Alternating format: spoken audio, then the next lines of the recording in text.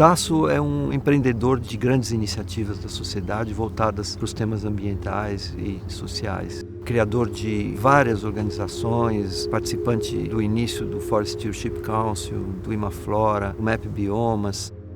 Um dos pontos centrais da agenda da reparação é que se trata de uma intervenção num território muito amplo. E esse território tem que ser observado de uma maneira sistêmica, tanto do ponto de vista geográfico como da agenda. E o Tasso traz uma agenda de longo prazo para o país, para o mundo, e também tem como líder do MAP Biomas um instrumental muito importante para a gente acompanhar a evolução desse processo de reparação. O que chama a atenção ali no Rio Doce é que, se você olha para cada bacia do Brasil, de 85 até 2017, dessas 84 bacias, em 2017, cerca de 21 delas, um quarto mais ou menos das bacias, tem menos do que 30% de cobertura florestal. E a maioria delas estão próximas dos grandes centros urbanos, ou de áreas de grande concentração de população. Talvez a contradição esteja na própria palavra, né? Porque a gente fala desses temas como restauração. Vamos restaurar isso, restaurar aquilo e tal. Mas será que a gente quer mesmo exatamente restaurar aquilo? Ou a gente quer construir alguma coisa? Essa discussão é central. Acho que o que você trouxe é... A gente precisa discutir isso de uma maneira mais ampla. Tá? Certamente, isso não está resolvido do ponto de vista de como lidar com essas palavras reparação, restauração, reconstrução. Mas acho que o que você está trazendo certamente vai ser diferente do que era antes do desastre. Certamente vai ser diferente do que era 100 anos atrás. É o quê? O que vem pela frente, né? Hoje, com a tecnologia, principalmente a capacidade de processamento, de tecnologias de inteligência artificial e outros, a gente é capaz, de uma certa forma, contar a história como se tivesse uma máquina do tempo. Então a gente tem hoje, tem imagens de satélite de 30 anos, para o Brasil tem isso para 30 anos, a gente consegue reconstruir a história olhando para essas imagens e a gente é capaz de contar essa história para trás. E a gente entender como as coisas andaram no passado, elas ajudam a gente a compreender como elas podem estar caminhando para frente, né?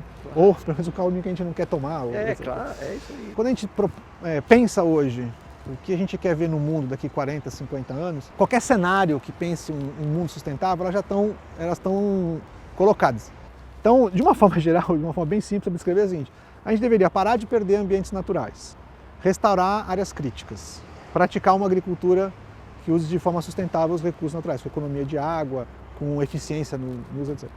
A gente tem que, no campo de energia, eliminar o consumo de combustíveis fósseis, e no campo dos resíduos a gente tem que zerar, na verdade é zerar resíduo, é fazer com que a economia seja o mais circular possível. Então, é fácil visualizar. Mas são princípios, né? Os princípios. Que é uma coisa muito difícil de fazer numa cidade que já está pronta, ele envolve uma logística muito grande. Então, eu diria que não devia perder essa oportunidade de transformar isso num laboratório que desse uma dimensão de como a gente pode construir esse futuro sustentável com esses princípios todos que a gente está colocando. Se for só restauração, a gente perdeu uma enorme oportunidade.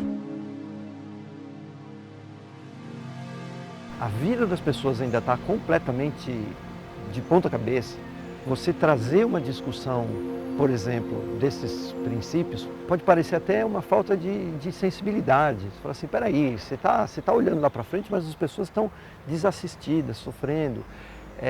Acho que esse é um dos grandes desafios que a Fundação tem, sabe? Como é que a gente, não só a Fundação, mas acho que as agendas de restauração em geral, né? De como reagir a grandes desastres, até os desastres ligados a mudanças climáticas, mas ele sempre tem uma situação de hiperemergência. Olhando para o problema, eu diria o seguinte, que a ação de curto prazo, quanto mais eficiente ela for para gerar esse alívio imediato, esse assentamento da situação imediata, maior será a oportunidade de você poder falar sobre esse novo mundo. Essa é óbvio. Então, eu acho que todo o esforço tem que ser focado para que você possa gerar uma condição mínima de bem-estar e tal, que permita a pessoa fazer essa projeção do que pode ser um potencializador de uma transformação maior.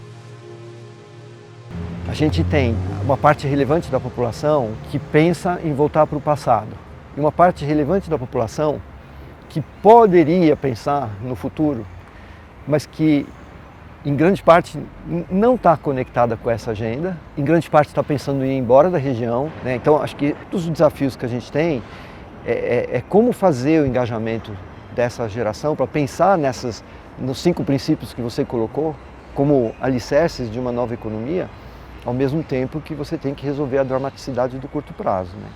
Mas eles também são impactados de forma diferente. Para jovens, a situação econômica, de emprego, de perspectivas, ela hoje é o pior momento, né? Por exemplo, a maior fração de desemprego no Brasil está no público mais jovem, ou muito mais velho, mas o mais jovem. Então, no momento que você está ali tentando fazer a sua vida do dia a dia, a gente tem uma dificuldade, né, de poder fazer uma visão que seja mais uma visão de construção do seu futuro. Embora esse seja o público que deveria estar pensando mesmo no... Agora, você trouxe ponto, né?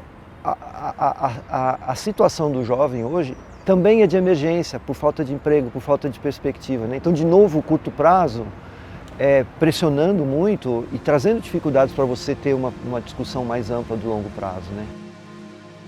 Talvez o desafio é como fazer com que eles possam se apropriar bem desses recursos, digamos, que são o da restauração, recuperação, além das indenizações e tal, mas fazer isso de uma maneira que ele esteja construindo alguma coisa que seja uma porta de saída lá na frente. Sem dúvida. Né? Que não seja só aquela... O exemplo de restauração é isso, né? Eu vou restaurar, mas eu já vou restaurar aqui já pensando que isso aqui pode virar alguma coisa produtiva, por exemplo.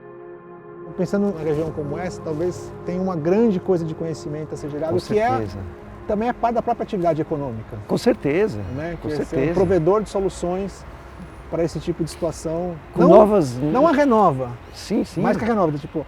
A região, sim, porque passou por essa experiência, ela é um provedor de soluções. Com certeza.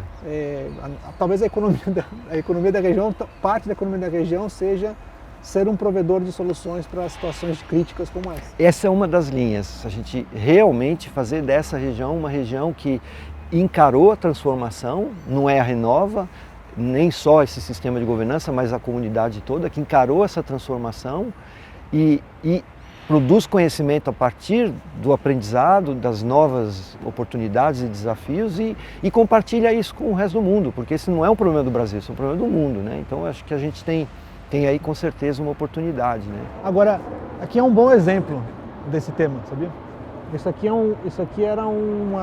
Esse parque aqui, ele era um incinerador de resíduos perigosos e tal. E era um horror isso aqui, era um depósito de lixo, tal. Aí teve um processo que envolveu empresas aqui da região e para recuperar isso aqui transformar numa praça pública. Faz 8, 10 anos que isso aconteceu. E aí ficou uma coisa linda, recuperada e tal. Nós estamos do lado da subprefeitura de Pinheiros, aqui, a subprefeitura é aqui do lado, tá certo? E o parque está literalmente abandonado. Então ele mostra o quê?